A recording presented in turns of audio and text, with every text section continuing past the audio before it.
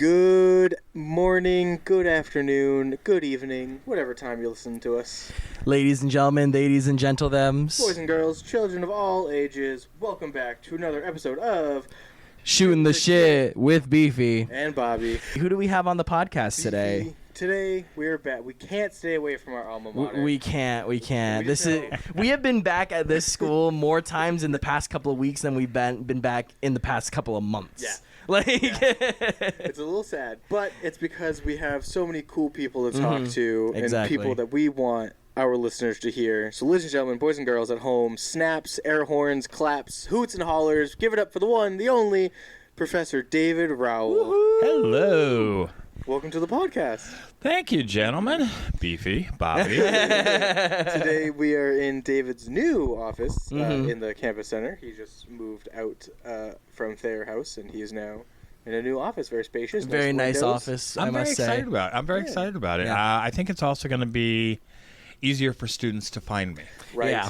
Than trying to climb around Thayer House. Yeah. I'm going to be House, completely honest. yeah. I did not know where your office was, at all. Granted, I didn't have you as a professor for, any, solo classes. I think I had you in, the co-business of the biz when we were online. But even then, I don't think I ever found myself in your office specifically at any point in time. Which, I always used to have to warn Tracy. I'd say, okay, I've got students coming over. They're going to come in looking like deer in the headlights trying to find where to go. And she was always good at just pointing and saying, "Go around the corner." But yeah, but I like it. It's a nice office, and it gave us the ability. We have a new dean who has started, Patsy Bands, who's great. Awesome. And so she needed to move in, and so it created a trickle down, and it works for me. it works out. Yeah, I love it. I think it's a great space, and it's so funny because I there's the academic, not academic fairs, but it's the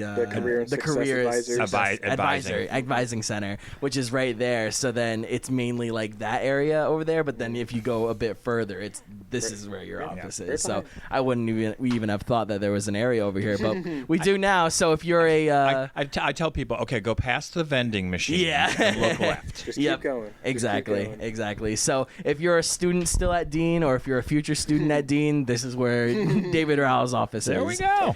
So yeah, David is the AMGT, the Arts and Entertainment Management Program Coordinator, and the main professor of all those classes. And when he's asked to help out, he'll teach in a few other areas. But David, how long have you been here at Dean?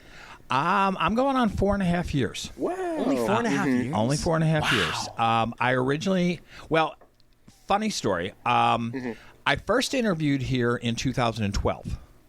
Oh, gotcha. Okay. And we were in middle school. And I was interviewing at a couple places. I interviewed here, and I interviewed at Point Park in Pittsburgh, and a couple other places.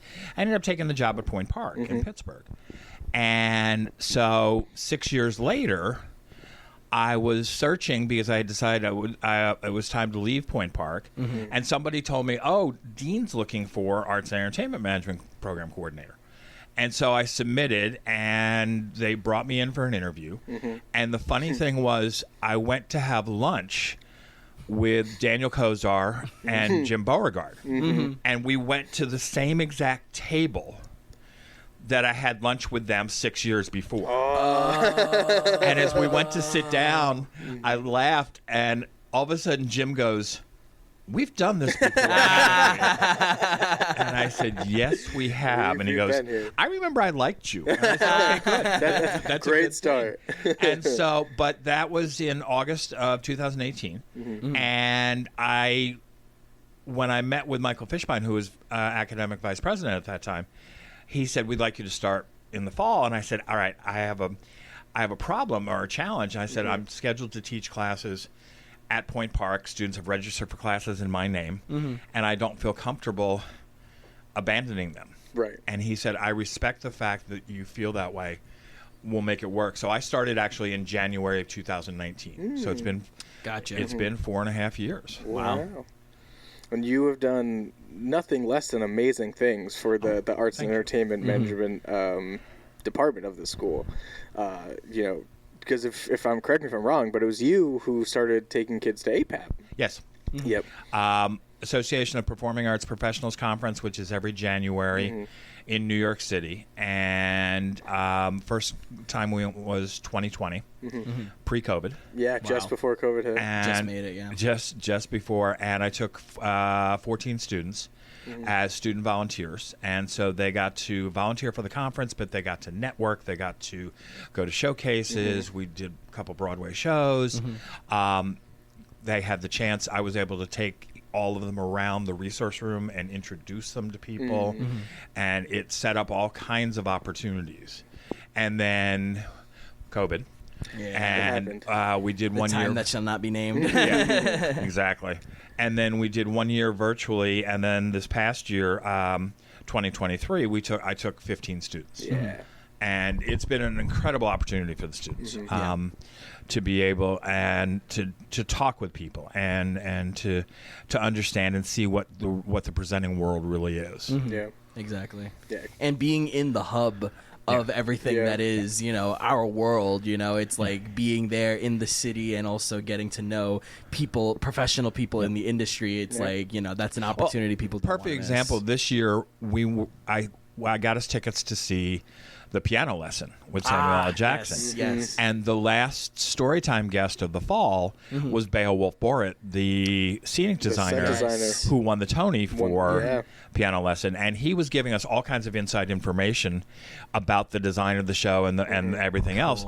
And so then we're sitting in the audience the first night we were there. We got there that around noontime that day, checked into the hotel, did stuff, got lunch, got dinner, and then went to the show. And we're sitting there, and all of a sudden something happened, and we're all going, "Ooh, that's what he was talking about." We know. Oh, there we go. So it was really cool Yeah. to be able to tie those together. Yeah. So speaking of Storytime, that's one of the things I actually wanted to bring up was a really cool series that you and Daniel actually started the year that we were in online, and we were doing Zoom interviews with people professional people in the industry and some like really, really big names too, which is pretty awesome. I had the fortunate opportunity to be at the Rob McClure. Yes, that's my favorite Zoom, one. and Rob was great. That was unbelievable. I was just so starstruck. Rob is amazing. I'm actually reaching out to Rob this week because he's touring with Mrs. Doubtfire. Yes, he is. And it's starting here at Providence Performing Arts Center. No way. So we gotta go. So I'm trying to see if he and Maggie, his wife, who's touring as his wife in the show. No way. I'm trying to see if they would be willing to. We can negotiate a deal for them to come up and do physical master classes. Can you let us know when, please? We'll Open to alumni ? We'll see what we can do with that. But the ideal thing would be for him to do a master class, for her to do a master class, and then to do a talk back on stage like Storytime. Oh my God. With students.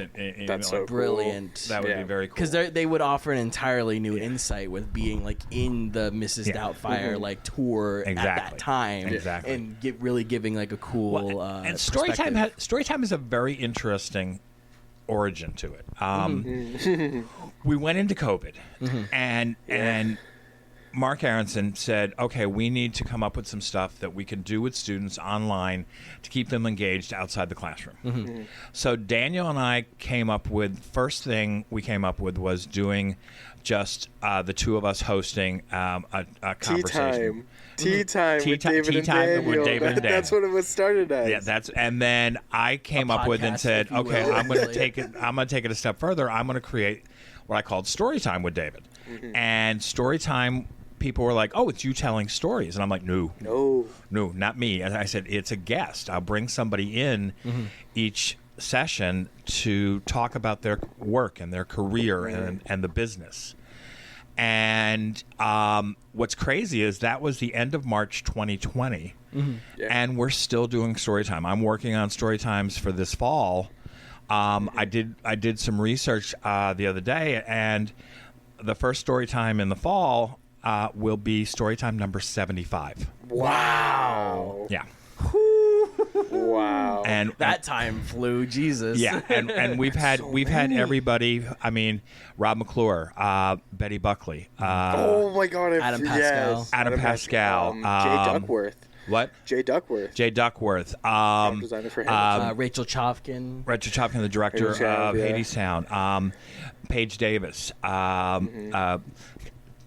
Christmas. Oh yeah, I can't forget. Bob Pranga.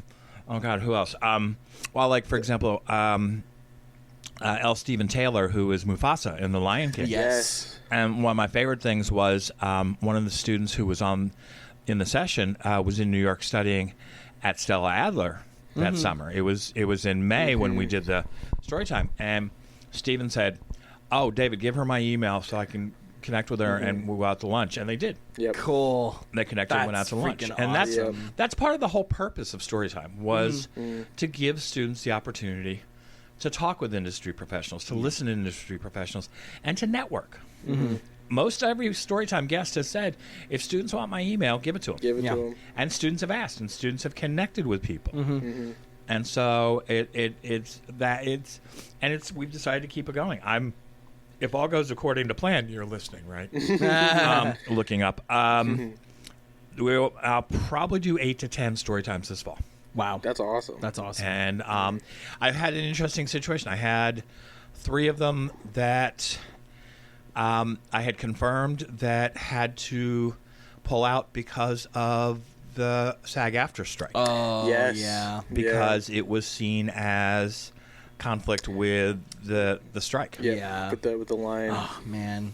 Yeah. That actually is a good topic to bring up in regards to Great segue. your area of expertise and what you teach here at Dean. So, from your perspective, what does this mean? What does the strikes mean for our world, and how do you think we can improve upon it going forward? I think the strike is necessary. I think the strike is, especially tying in with the Writers Guild situation also. So we've got the co-strikes going.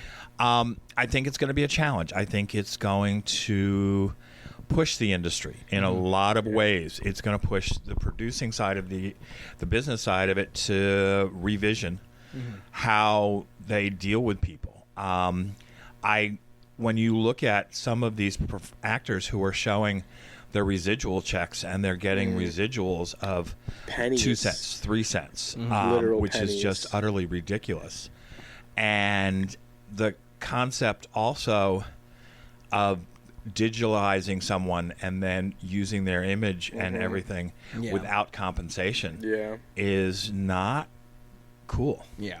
And so it's also from a business standpoint, it's going to have a huge impact. I mean, the question mark is it going to cause shows to be canceled or movies to be postponed, which it already has. Movies have already been pushed back months, years. A number of like The Marble and stuff like that. Yep. But if anything, those are the companies that really need to get that message across. Yeah. Well, yeah. I mean, I'm sorry, but Bob Iger needs to get a clue. Oh man, that guy. And I've been very proud of colleagues like Fran Drescher and Bryan Cranston, who have come out and been brutally honest and blunt, and real, and that's the thing. It is going to have an impact. I think it's also what I think is amazing is Dwayne "The Rock" Johnson being the first person to step up and made a seven-figure donation. Wow. And he's been in turn followed by Meryl Streep and a number of other people, and those are some big names. And they're making major donations to the fund to help support the actors and writers during the strike. And that's crucial. But the whole concept of, okay, if you don't make $26,000 a year, you don't get insurance. Ridiculous. Which is insane. There's more than just a SAG-AFTRA issue. That's more of a whole societal economic issue that we still need to address. And the fact is that people are like, well, they're actors, they make millions of dollars from movies. 1 in 100. Not all of them. Not all of them. Maybe. And a lot of those people are stepping up and making donations.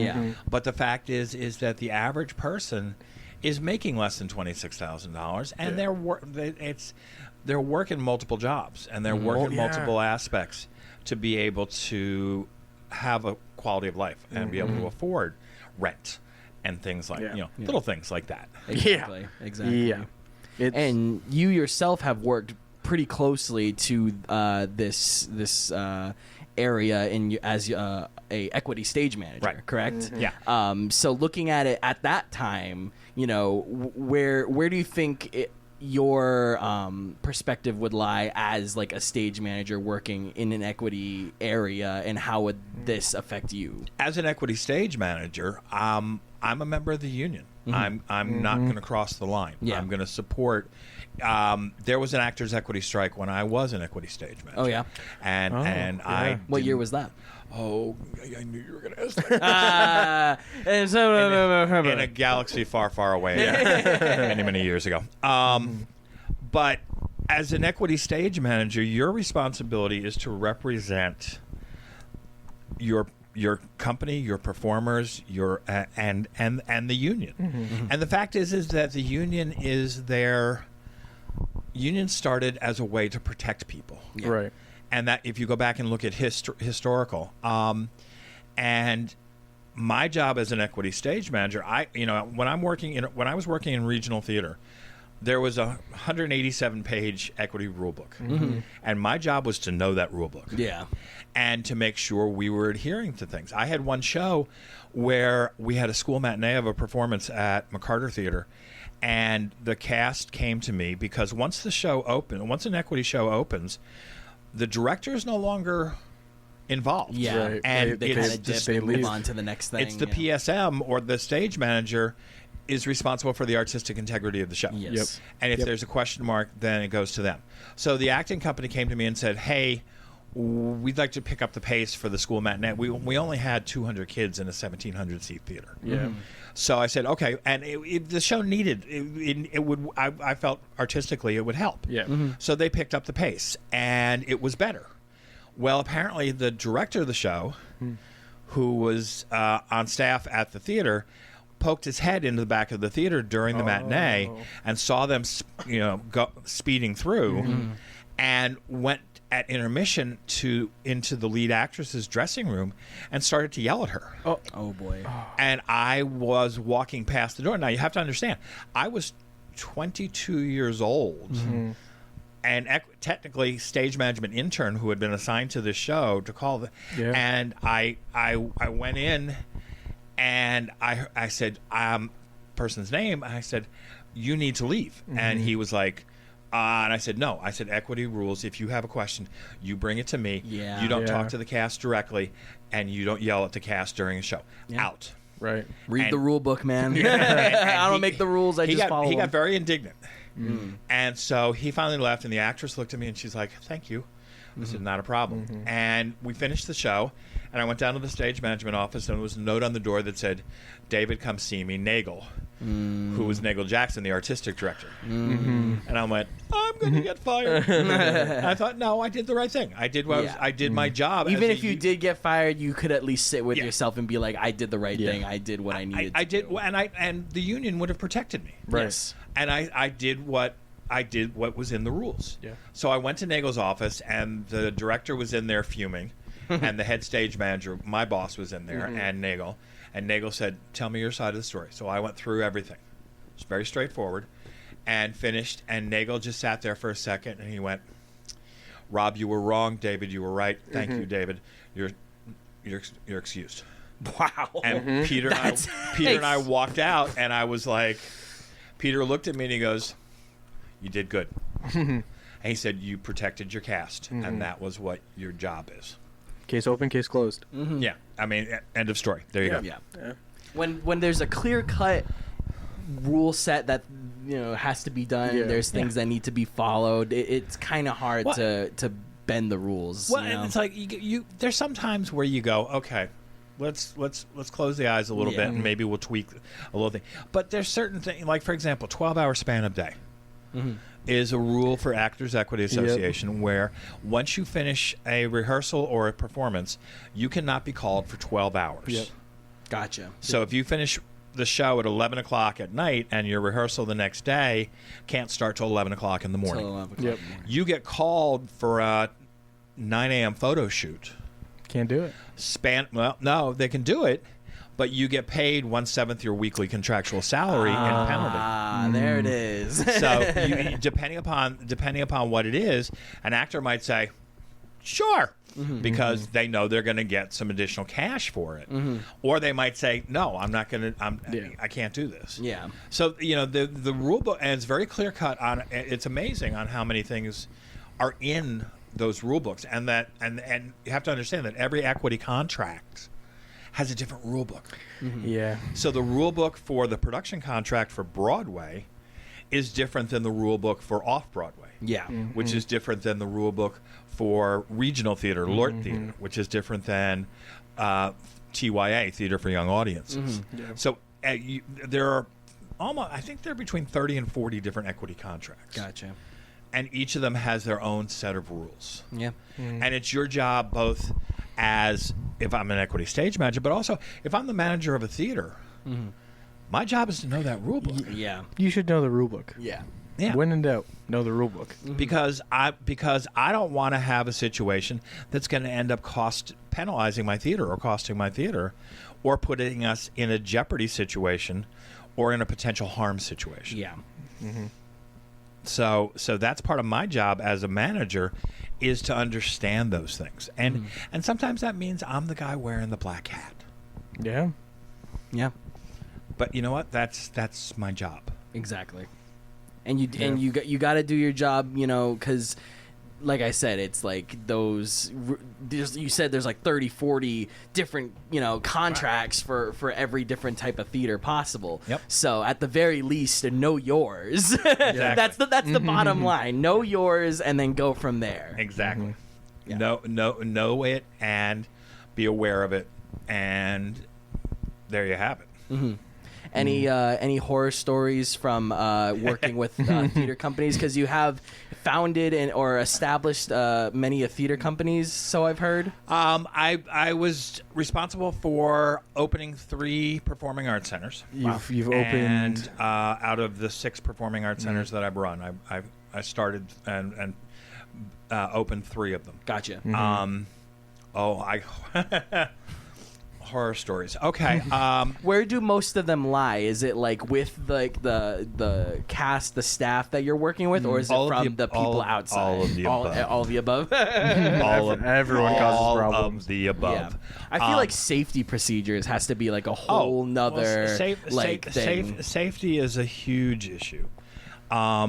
Dealing with customer service, I had a woman one time who insisted that the show started at 9:00 and that her ticket said 9:00 and it was an 8:00 curtain, and she was drunk.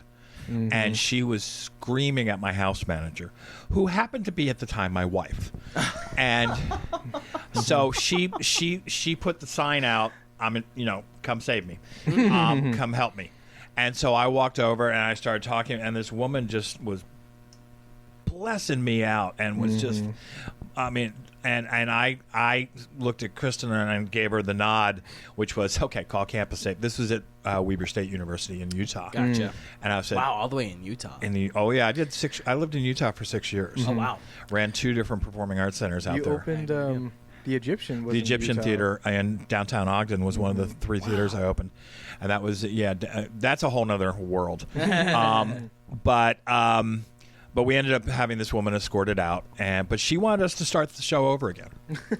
She was like, she insisted, and I had about 1,400 people in the theater, in a 1,700 seat theater, and I was like, yeah, no. That's not how that works. I said, and I'm looking at her ticket, and it says 8:00, and I said, 8:00, and she was like, no, that says 9, and I'm like, ooh, you're drunker than you think you are.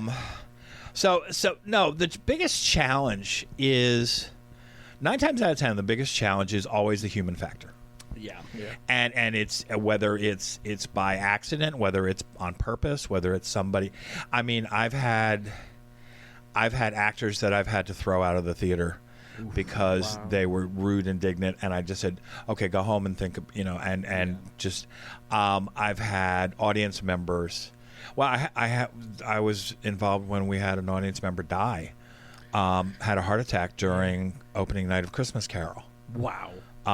And 15 minutes into the show, wife comes out to the lobby and says, my husband's having some kind of attack. Can you help? And I was helping out in front of house because I wasn't on the show. And I grabbed an usher. I said, "Come with me." We walked down, and the guy slumped over in the seat, and I reached over and touched the carotid, and there was no pulse. So we picked him up, kind of escorted him out. The show's still going on. And got him out to the lobby, dropped him down to the floor, and started CPR while waiting for the ambulance squad. They got there, and they're like, "No, he's gone." Wow. Had that happen, we were doing Coriolanus, Shakespeare's, which is one of the longest Shakespeare's. Yeah. And there was a scene, Peter Francis James, brilliant actor, amazing guy, was playing Coriolanus, and he had a fight scene where it was just supposed to be he and the leader of the Volscian leader, and just supposed to be the two of them, and in the field, nobody around them. And opening night, 3 cuts into the fight, his sword shatters. Oh, they went up, they came down, they went up, it shatters. And he goes, "Sword! Sword!" 3 different people on stage right, in 3 different wings, 1, 2, and 3, each grabbed a sword and went like flung the sword. So suddenly you saw 3 swords come flying out of the wings towards him. He has to jump out of the way to not get impaled by the swords. And the head stage manager goes, "It's Miller time, we're done." And he picked up the sword and they continued with the scene. Oh my god. You know, so you have moments like that. You got to do what you got to do. The show must go on. Yeah, but at the risk of that safety, that's well, but it was also a funny moment. Yeah. But you've had moments. I was stage managing the Cherry Orchard at Playmakers Repertory in North Carolina, and the one character came in and she had a coat that had like 20-some buttons down the front. And she was supposed to just take the coat off and hand it to the maid and go into the scene. Well, the coat hadn't been rigged yet, and she had buttoned all the buttons. So we're in dress rehearsal, and she comes in and she starts to unbutton, and she's like, "Okay, and okay," and it's this funny moment, and people are laughing, and I just let it go because it was a good tension reliever. And the director, who was a charter member of Psychos R Us, takes his script, throws his script up in the air and goes, "I can't deal with this. Come and get me when it's resolved," and stormed out of the theater. It's just funny. You just laugh it off. Yeah. So I walked up on stage to the actress. I said, "Do me a favor. Don't button the coat." She's like, "Got it." Simple solution. Don't button I looked at the wardrobe person and said, "Put this on the list. We need this rigged for tomorrow." Walked outside. The artistic director's pacing like an expectant father out in the lobby. And I said, "We're ready. We can continue." He said, "Wardrobe, rig the coat?" I said, "No." I said, "They'll rig it tonight." I said, "She's just not going to button it." He goes, "Oh, that works. Okay." He walks back and like nothing was wrong. He hadn't just thrown his script in the air and stormed out. Temper tantrum. Yeah. And he, so, I mean, you have all kinds, I mean, I'll let you guys in on a secret. Ooh, one of my projects this year in my copious free time is I have vowed that I'm going to finish my first book that I started years ago, and it's called Tales from Backstage. Yes. And it's a collection of war stories, not just mine, but stories I've gotten from people, and I'm getting, and I'm collecting more, and I'm by category, you know, funny ones, poignant ones. Sad ones. Things, keeping the names unanimous. Some of them, yes. Some of them, no. Yeah. That's you know, when I get when I get people's permission, you know. Yeah. But like I remember I was talking with a friend, and her older son was doing West Side Story, and her younger son, who was like 12, was sitting with her, and the older son was playing Tony, and he got killed at the end. And they're carrying him out, and she looks over, and the younger son's got this look on his face, and she goes, "You know he's not dead." And the younger son goes, "I know, I was just trying to figure out what I could do with this room." just in case, you know. And I was like, when she told me that story, I said, "Can I have permission to put that in?" So I put on my discussion documents of goals for this year is I've got a publisher who's interested, so cool. I'm like, cool. Okay, I'm gonna finish this thing and put it out. Oh my god, that's I can't awesome. wait. I will be one of the first That'll to read it for sure. So and I know the first one already. You know this. You know it. Which one? To be fair, I know most, or not most, but a lot of stories. Yeah. Love's Fire, from Utah. Oh yes. My wife and I were presenters in Utah, and we ran the Cultural Affairs series for Weber State. And one of the shows we had booked was the acting company from New York to do Romeo and Juliet. And they were touring another show called Love's Fire, which was 7 short plays based on Shakespearean sonnets by contemporary playwrights. It was Eric Bogosian, Tony Kushner, Marcia Norman, John Guare, and Jose Shange, some incredible authors. And the booking agent who was representing this was a very dear friend of ours. And we went to his wedding, and we knew each other's kids and everything else like that. Anyway, Neil's like, "Come on, we want to do Love's Fire." I'm like, "Neil, it's Utah. Every other word out of Bogosian's mouth begins with F." I said, and he said, "Come on." So we ultimately made a deal, and the deal was we would do 2 nights of Romeo and Juliet and 1 night of Love's Fire, but it would be a no money deal until break even. And so we would get back all of our expenses for the show, and once we got back our expenses, then we'd split whatever was the left. Net profit 80-20. Gotcha. 80 to them, 20 to us.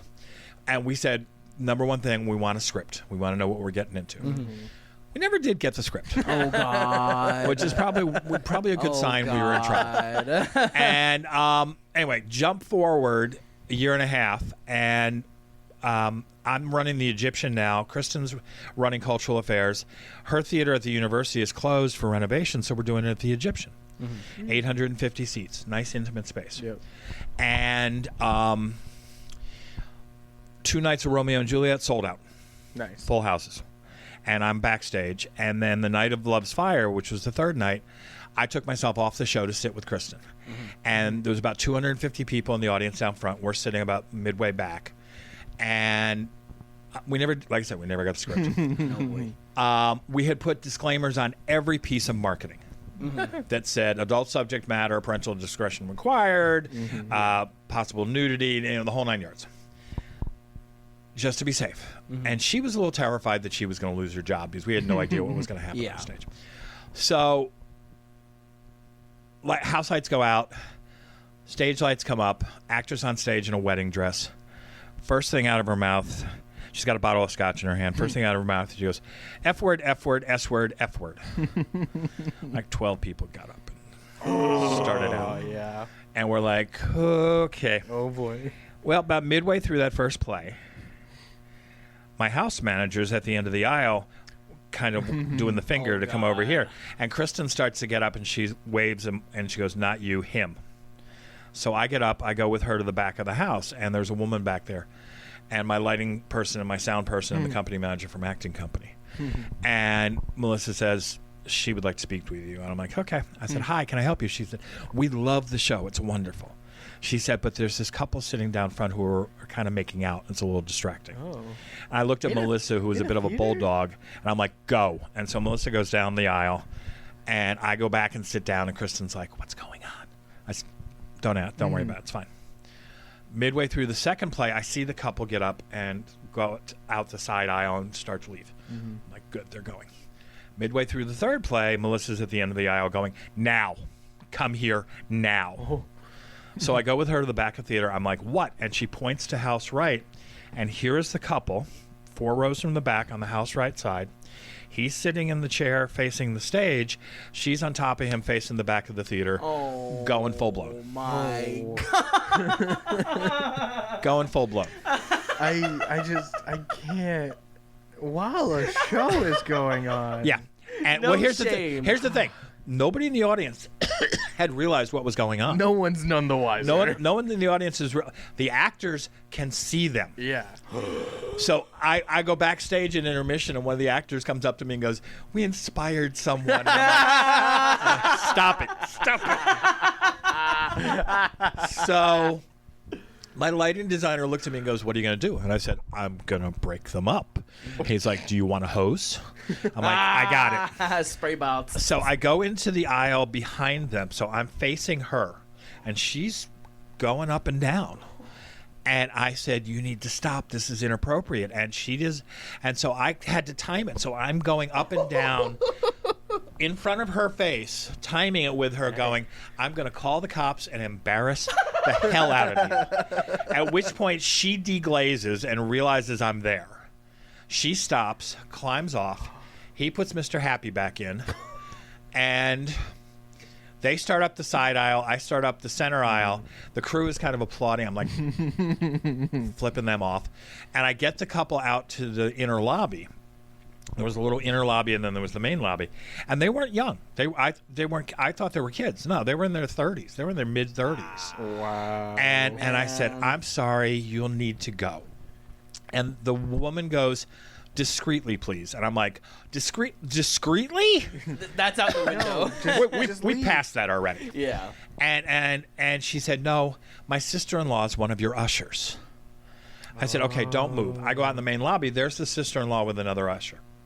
I said, hey, there's some noise out in the amphitheater. Would you guys go take care of it? And they go out to the right, and I grab the couple. I'm like, goodbye, go. So Kristen comes out at intermission where, she's like, what's going on? I'm like, I'll tell you later. About a week later, we discover this is not her husband. She's having an affair with this guy. And they thought it was going to be like a movie theater. It was going to be dark, that nobody would notice anything. And they didn't pay for the tickets because the sister-in-law had asked me for a pair of comps. So they were sitting in house seats. Well, did they just forget that, like, theater, people? Nothing. Utah having an affair. Okay, can't afford Utah having an affair, can't afford a hotel. Okay, did I have to say any more? No, you're good.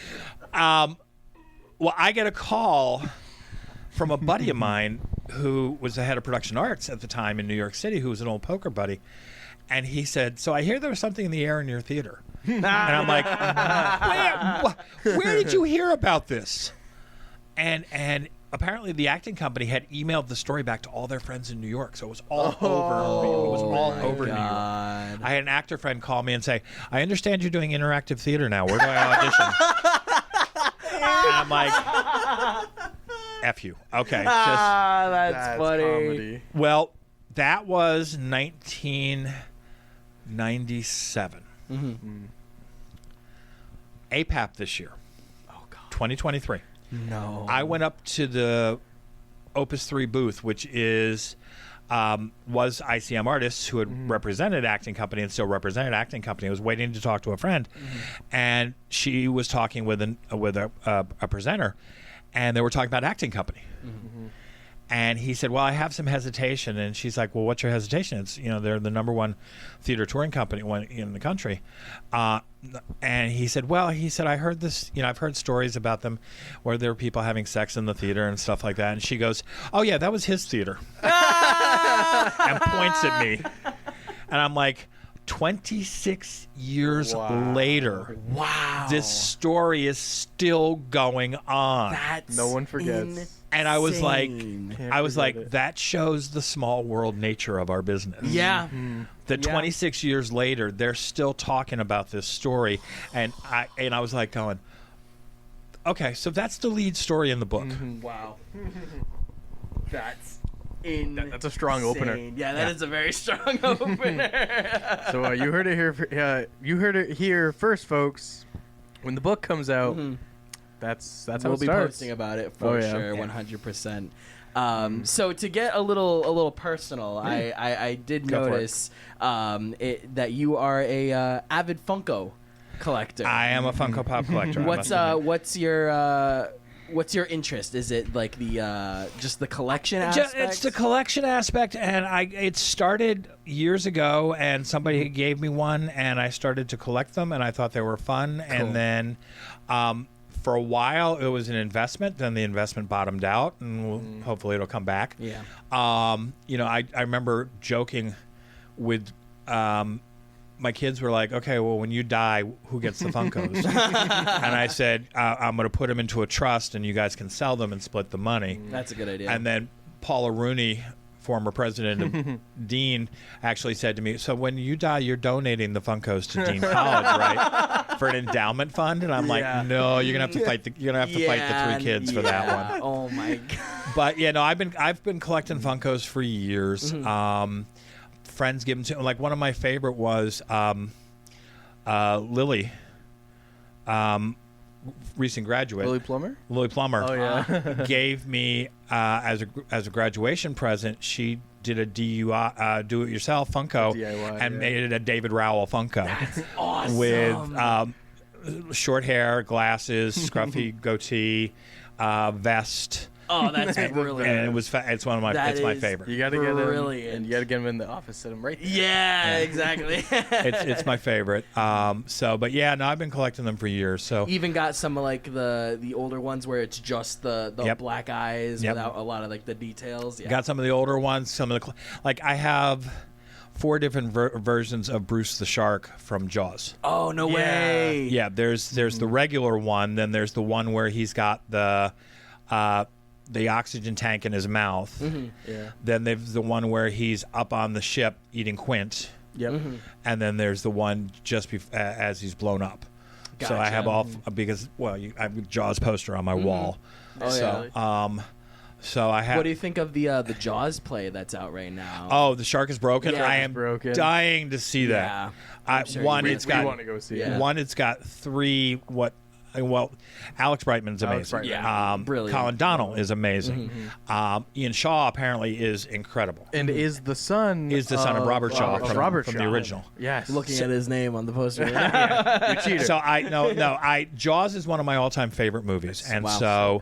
I'm trying to find time to go see the show sometime this fall. Cool. Yeah, I want to see it. Yeah. It just looks fabulous. Yeah. I mean, seeing Alex Brightman do anything other than musical theater must be a trip. Yeah, I am so excited. He's brilliant in a musical theater setting. I can't even imagine what he's like. And Colin Donnell is very talented. Yeah, and he had.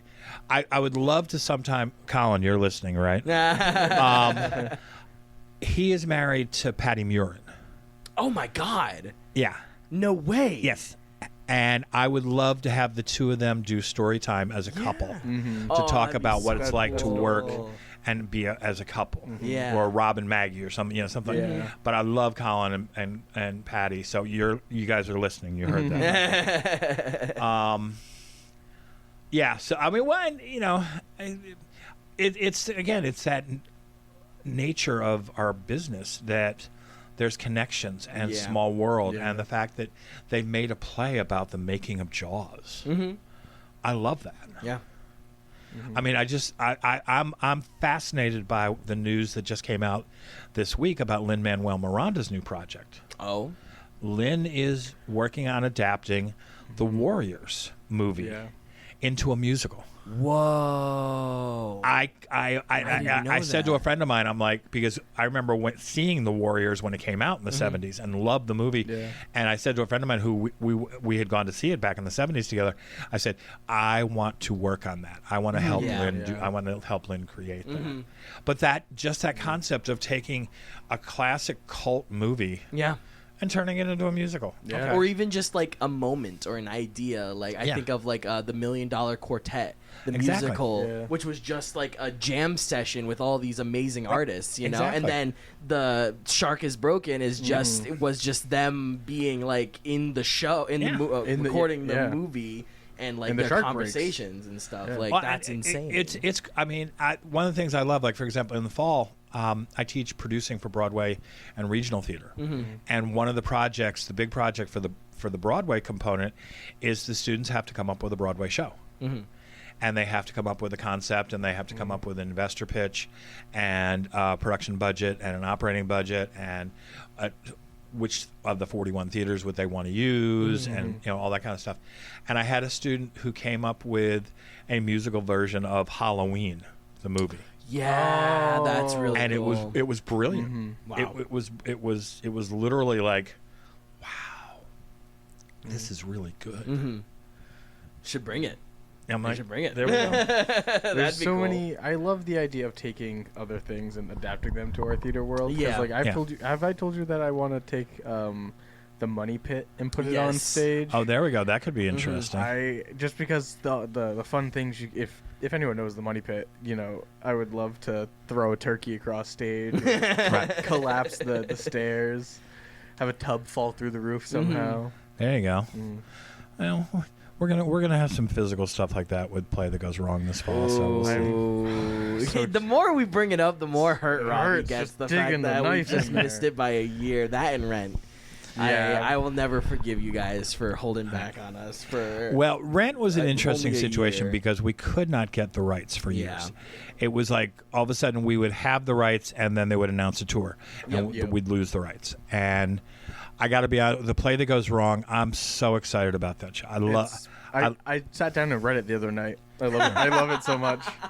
I love the show. I got to see the opening night of the first Broadway tour in Pittsburgh when it opened. Wow. Cool. And I took my son with me, Charlie, and we actually I had first row balcony seats, and I haven't seen him laugh that hard, and it's hysterical, and it's a brilliant show. And when we were working on putting the season together, I was a big push for that one. I was like, we need a contemporary comedy like this. Please. And I'll never forget Jim going, all right, if we do the Play That Goes Wrong, I'm giving up directing the spring musical and I'm directing that show. Yeah. There was no hesitation. When he talks about you guys planning the meeting and someone bringing it up, he said so if we do it, it's me, right? Yeah, I was the one that went, yeah, we need to do this show. Yeah.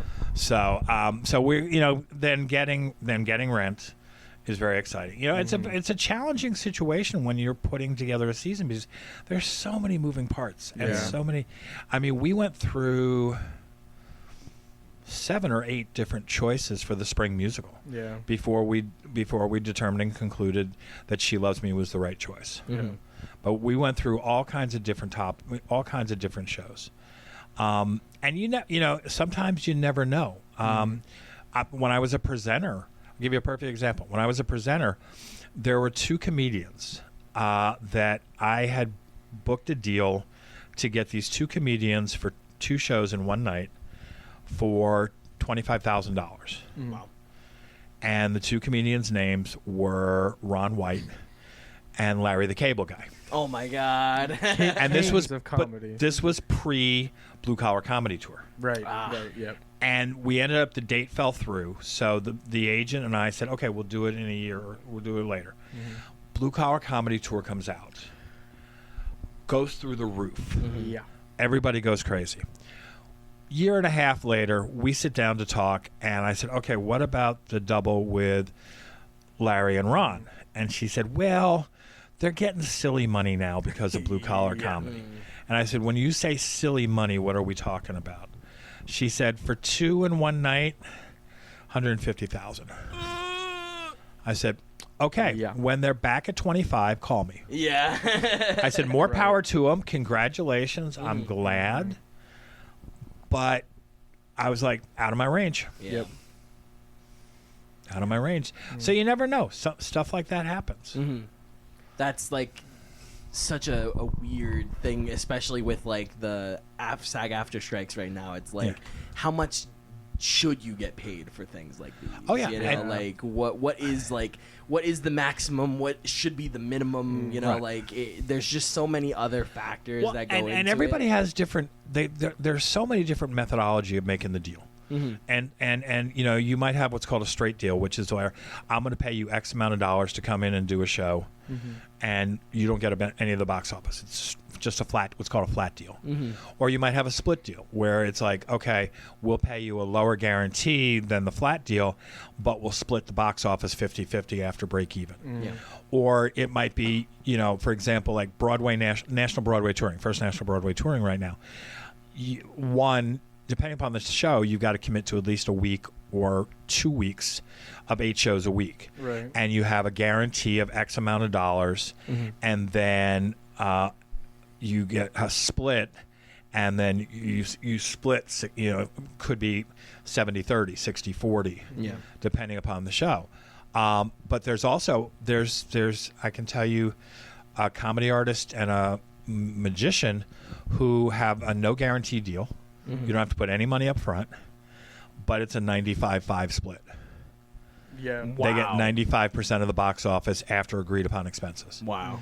And so here's the thing. You're going to make a little bit of money, but you're not going to make your money on ticket sales. You're going to make your money on concessions, on beer, on parking. Yep.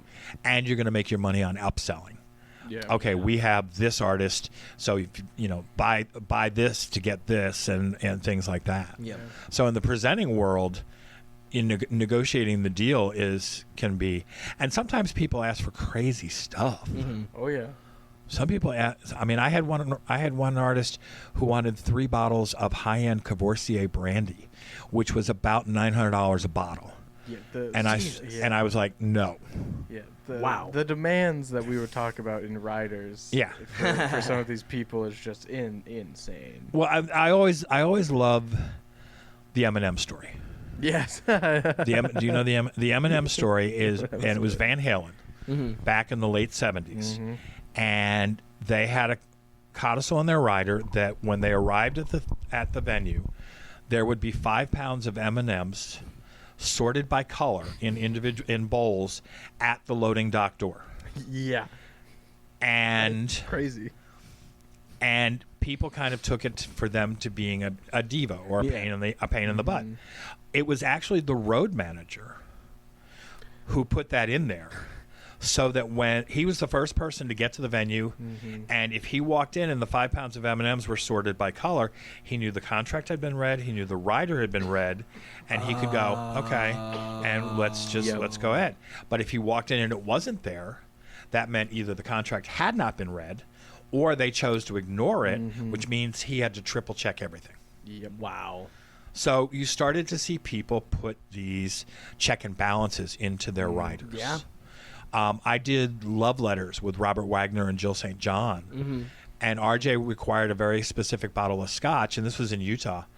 And I couldn't get this. I couldn't get it in Utah. I was going to have to drive literally over to Vegas or to Wendover because I couldn't ship you can't ship booze into Utah. So I called the booking agent and said, I'm having trouble. I can't get this. It's going to cost me $400 to drive over to Vegas and back. He said, can you get Johnny Walker Black? And I said, yeah. He goes, that's fine. So we substituted that. But Jill required 2 1-pound bags of Dove individually wrapped miniature milk chocolates. And one was in a silver bowl on offstage left at room temperature, and the other was in a crystal bowl chilled in the dressing room. All right, I take it back. Not understandable. Like I like Dove chocolate, but man. Yeah. And I said to the booking agent, I said, check and balance. He said, yeah. I said, okay, not a problem. So we had it there, and then she gave the candy to the crew. Yeah. That's nice. So things like that. People require. I mean, there was that whole thing about Jack White Jack White. He required the singer Jack White? No shit. Required a specific recipe of guacamole. It was not was not him. It was his road manager's recipe, and if it was there and ready, then that was his check and balance. Yeah. Wow, I didn't even think of that. Oh yeah, that's kind of brilliant. You got another 3 hours? We can talk about all kinds. I think we might be having some future discussions with you about. There's all kinds of crazy stuff. There's all kinds of crazy stuff requirements with touring. Yeah. So just to kind of wrap things up, since we're kind of nearing about an hour, first, just thank you so much for talking. My pleasure. With us. Thank really you. Appreciate it. You've always been super insightful, especially at our 4 years here. And even though I did not have a class with you, every interaction I had with you was always a very pleasant one. Same here. So thank you very much. But do you have any pieces of advice for maybe 2 possible business owners in the future, or just any advice for the business aspect of the business, if you will, for those of us? I think the biggest thing is, one, have integrity, because your reputation. Everybody. I joke about this. Your resume will get you the first couple jobs, but your reputation and your network will get you the rest. You told me that freshman year, Yep. and that has never left my brain. Yep. And now that we're going into the work field, I know it to be so true. Yeah. And it's it's just crazy how it resonates and just how true I know it to be. Yeah. I mean, I'm trying to remember who said the quote that said, "Reputation is what people say about you when you're not in the room." Yes. And so I think integrity, reputation, and that I think the key is in our business is also understanding how to speak business. Right. And how, and because depending upon what you're doing, whether you're doing a not-for-profit or a for-profit, you're going to be dealing with different people. The other thing is as much as we hate to say it, you got to get used to the word no. Yeah. And not take it personally. I remember one time I was working on a brochure, and my wife, my ex-wife, well, she's not my ex-wife because of that, but I was working on this brochure, and she looked over my shoulder and she goes, "Wow, that sucks." and I'm like, "But why?" and the scary part was she was right. Yeah. But I took it personally for a few minutes, and then I went, "Okay, she's right." And so you can't take things personally, and it's the quote from The Godfather: "It's not personal; it's just business." Yeah. And so I think that the biggest piece of advice is also be careful not to burn bridges.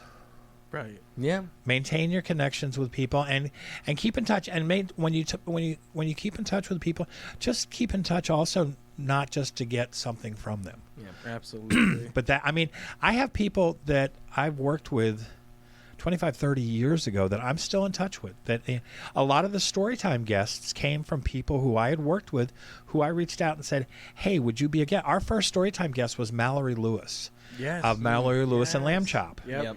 And Mallory and I worked together years ago, and we've stayed friends, and we've kept in touch.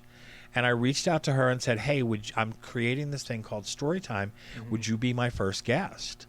And she said, "Love to. Oh my God, yes."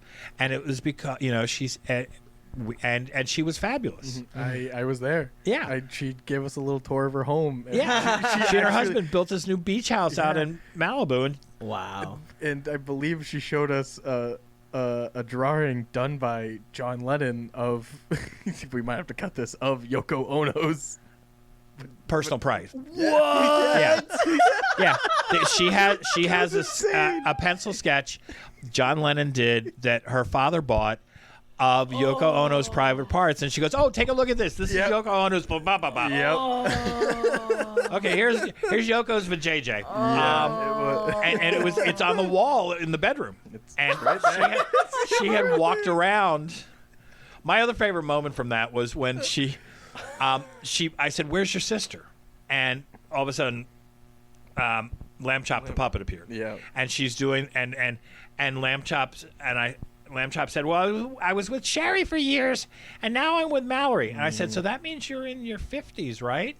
And the puppet does this slow burn to the camera and goes, "Shut up, David." It was and I went, she goes, "I'm 6." And I said, "That's right, you're 6. I forgot." Wow. That is brilliant. That was our first story time. And I love that. And it came because Mallory is a friend. And I asked her to do it. Cool. So don't burn any bridges and keep your connections. That's and maintain. This business is hard enough as it is. right. I go to APAP. I go to these conferences, and it's like old home week for me. I get to see colleagues. I mean, I have colleagues and friends who I have known 25 plus years. That we hug, we catch up, we talk. Have I ever booked a show with them? Nope. Yeah. But I respect their business. I respect what they do, and they're it's maintaining your relationships and your networks is the most vital thing in business. That's my word of advice. Cool. Awesome. Well, thank you so much, so Professor much. Rowell. Thank We you. really appreciate it. Beefy Bobbie. We will definitely keep an ear out for when your book is being released. Copious free time. Copious free time. Yeah, absolutely. Well, thank you so much. This has been an episode of Shooting the Shit with Beefy and Bobbie.